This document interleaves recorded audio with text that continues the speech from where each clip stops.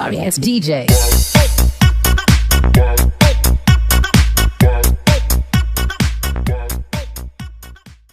Mendoza Hipolito from BSc 1C, subject in Physics for Engineers. Our topic is all about elastic collisions. Elastic collisions.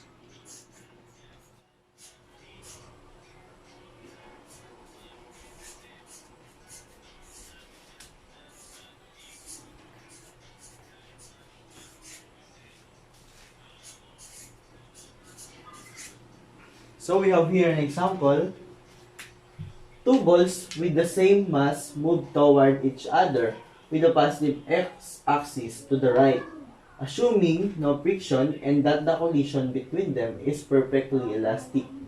Determine the velocity of the balls after the collision. The initial velocities of the balls are positive 30 cm per second and negative 20 cm per second. So let's say this is the ball 1 and this is the ball 2. So sabi dito, meron silang initial velocity na positive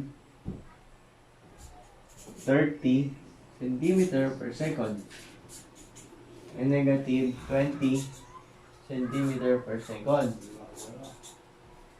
So to solve this, we have linear momentum, Abi? Linear momentum initial. Linear momentum initial is equal to linear momentum final. So, we have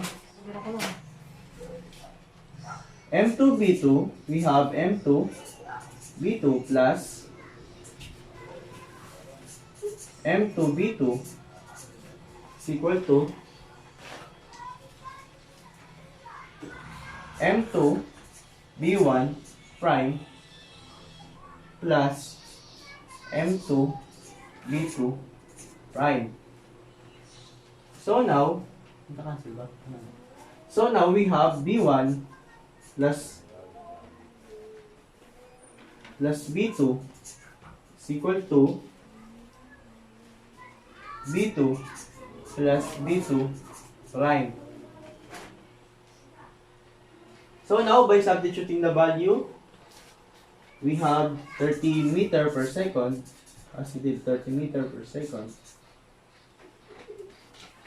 plus negative 20 centimeter per second, is equal to B1 prime plus B2 prime.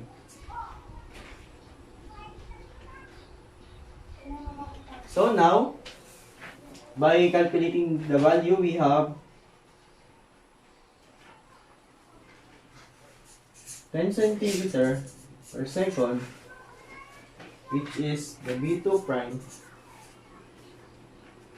plus B2 squared.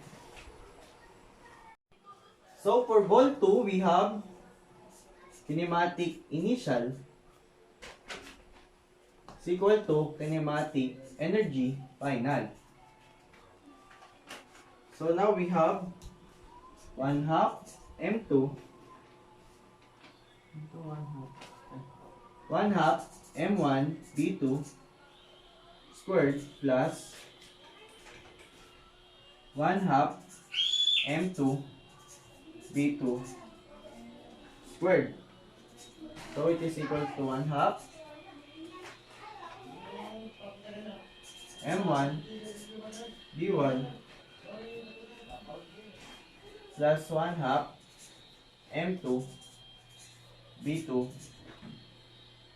prime squared. So now we have B1 squared plus B2 squared is equal to B1 prime squared plus B2 prime squared. Also, we have B1 squared minus B1 prime squared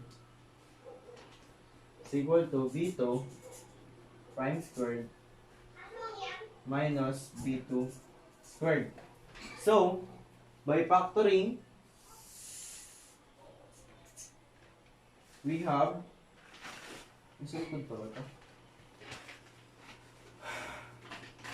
Ilitan mo yung sulat. we have V1 minus V1 prime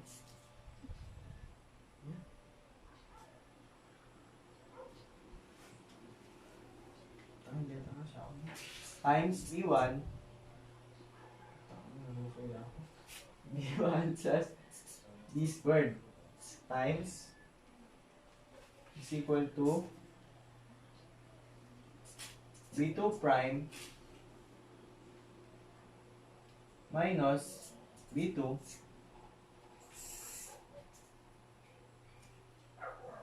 times V2 prime plus V2. Iba nito. Cancel. I-cancel ba yan?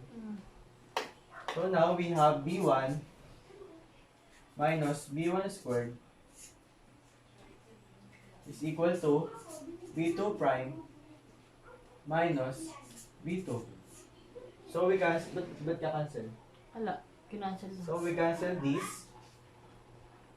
So now we have B1 plus B2 prime is equal to B2 prime plus B2. So now we have B1 minus B2 is equal to negative B1 prime plus B2 prime. So na again, so again, by substituting the value, B1 we have 30 minus negative 20 is the B2 is equal to negative B1 prime minus B2 prime. So by calculating the value, we have 50 centimeter per second, which is ito yung B2 prime minus B2 prime. So this is this is the ball 1 and this is the ball 2. Ano naman to? So now we have So now we have 60 over 2 is equal to 2 B2 prime. We divide both sides by 2. So B2 is equal to 30 centimeter per seconds. So our V1 prime is equal to 10 minus 30. We have 10 minus 30, we have negative 20 centimeter per second. So this is the initial velocities of two balls. That's all.